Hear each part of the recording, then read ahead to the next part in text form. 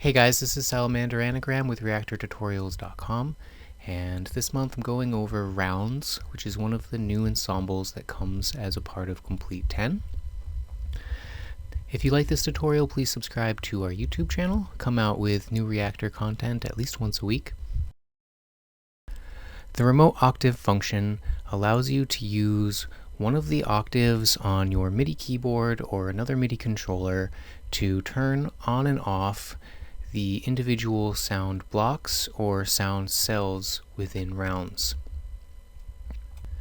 So at the beginning of this video, I was using one of the snapshots that comes with rounds and using the Remote Octave to essentially remix it on the fly, which can be really useful for live performance situations. To access the Remote Octave area, click on the Control button at the upper right-hand corner of the interface and select the MIDI option from the controls that appear below. And the Remote Octave function is here, taking up most of the MIDI interface. There are two parameters that we can affect here. One is the bass note of the Remote Octave, and the other is the MIDI channel that we'll be receiving on. So right now I have my Remote Octave set to start at C2, which means all the notes between C2 and C3, including C3, will be used for the Remote Octave instead of for triggering notes in the synth engines.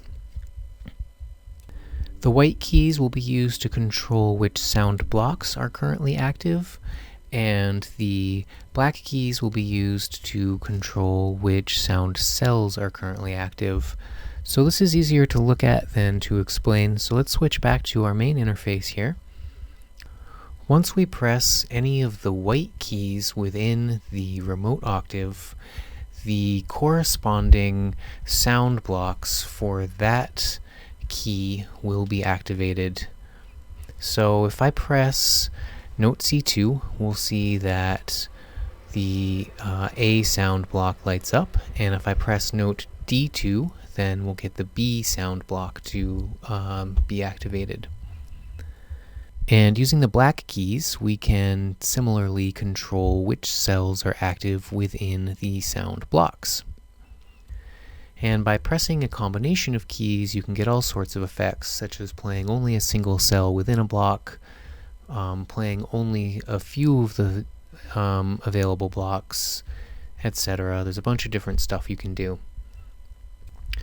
And it's possible to get a very precise control over which synth engines are active at any given point in time, especially if you're using a DAW such as Ableton, and you can sequence in some very precise patterns.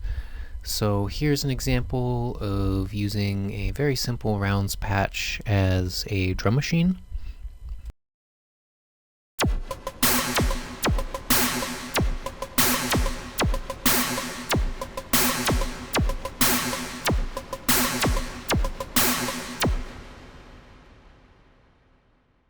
Alright, so let's take a look at how I made this, and hopefully it'll give you some ideas about how to use the Remote Octave for your own purposes.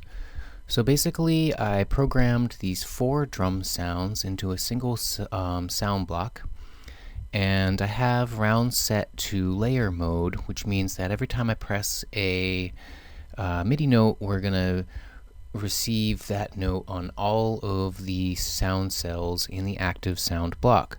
So when I press a single note, we'll play back all 4 of these drum sounds at once, and it'll kind of be a cacophony. So we have just a simple kick drum sound, and we have these 2 sounds at the bottom are kind of making up the snare together. And then we have a simple percussion type sound in the upper left-hand corner. So in order to play these drum sounds back as a sequence, we're going to use the Remote Octave to first dictate which drums are active at any given point in time, and then we can trigger that drum sound using any MIDI note that's not a part of the Remote Octave. So right now I have the Remote Octave set to C-1.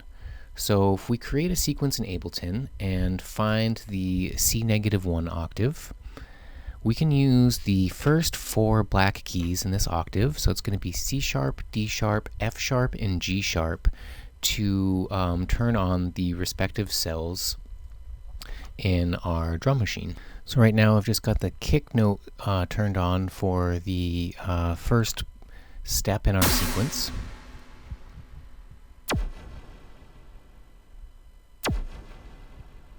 And you can of course turn on multiple sounds at the same time. So in order to program a drum sequence, I'm first going to set the remote octave to have the drums that I want to play at any given point in time. So we'll set up the kicks and the snares to start. And then we can add the hi-hats on top of that. And this won't make any sound yet. Once we're done with this, we need to actually trigger the notes at these points in time on the sequence. So let's scroll back up, and every point in the sequence where we are setting a specific drum to be played, we can simply trigger the synth.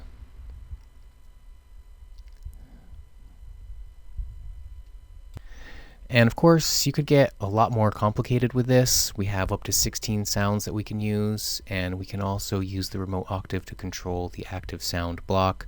So you could get a lot more creative with this. I'm just trying to keep it simple for the sake of explanation.